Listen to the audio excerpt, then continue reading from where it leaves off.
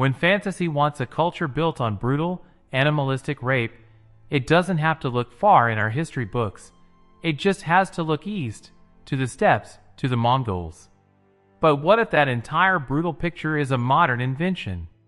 In our popular stories, from epic fantasy to historical fiction, the Mongols have become the ultimate symbol of hypermasculine conquest defined by sexual violence. The Dothraki of Game of Thrones are the most famous recent echo, a society where public rape is a wedding custom, where sex is animalistic, and where civilizing them means teaching face-to-face coupling. The creative choice is obvious. They are George R.R. Martin's clear analog for the Mongol horse lords. But why them? Why is this the default setting when we imagine steppe conquerors? This connection is so ingrained it feels like historical fact. We've heard it forever. The Mongols raped their way across continents. Yet, when you go looking for the evidence from the 13th century, something startling happens. The ground gives way.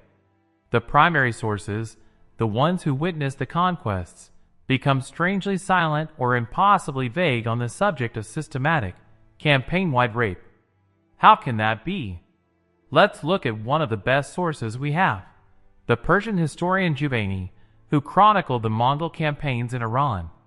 He describes horrific, disciplined massacres in detail, residents driven from cities and killed in equal numbers, men and women. But rape is conspicuously absent from his operational reports. In one account, at the city of Merv, he notes the Mongols separated women from men, which caused great distress. He writes poetically of "Peri-like ones, torn from their families," using language that could imply rape, but is more literally about violent seizure. His most famous summary quote from an eyewitness is, "They came, they sapped, they burnt, they slew, they plundered, and they departed." Notice what's missing. This isn't to say no rape ever occurred in a century of warfare.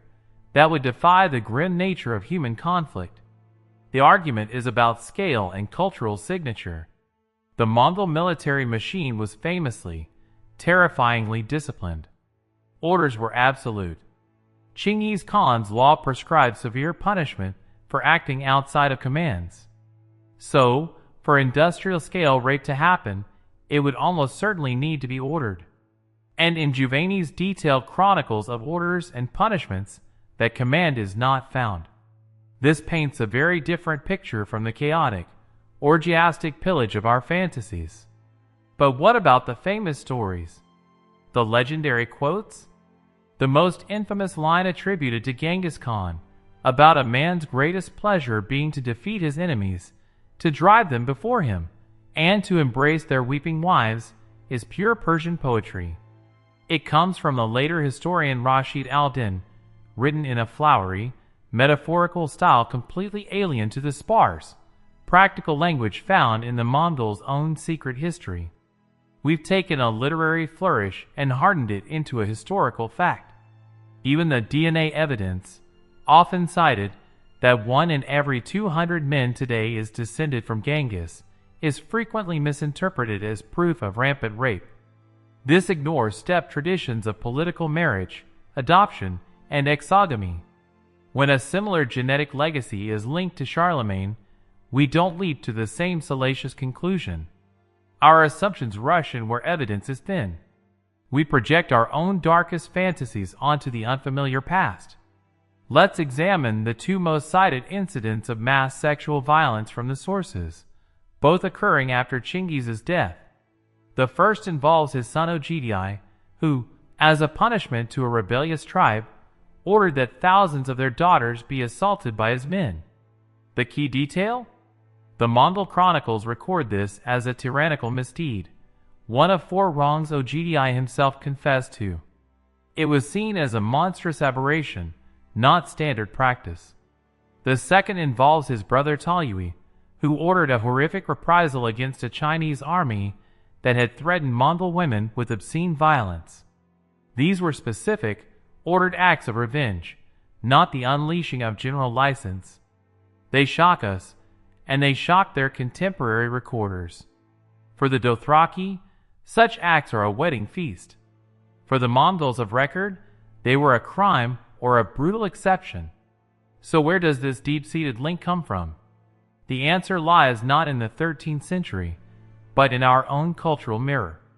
When Western writers want to explore themes of toxic hypermasculinity, emotional repression, or rape culture, they often use the Mongols as a distant, savage canvas. It's a safe displacement.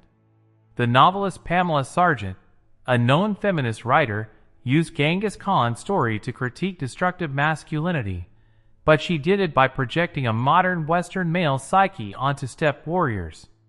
It's a feedback loop. We write our anxieties onto them, and then cite that fiction as proof of their brutal nature. Watch a Mongolian film about Genghis Khan, like Sergei Bodrov's Mongol, and you'll see a different masculinity, one where tenderness between a man and his mother isn't embarrassing, where adopted children are embraced without question. The story of Joki, the eldest son whose paternity was disputed, is a perfect case study. In Western fiction, it's almost always a tale of rejection and bastardy. In The Secret History, when one brother insults Joki, the reaction is one of shock and dismay. Temujin himself had always treated Joki as a true son. We prefer The Grudge. It fits our script. We don't see history. We see a reflection of our own fears and fixations. The stallion who mounts the world is a Dothraki prophecy, a sexualized image of world conquest. The Mongols never used such imagery. That invention is ours.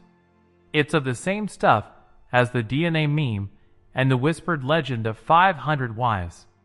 We have sexualized Mongol conquest because it lets us examine our own darkest impulses at a safe distance.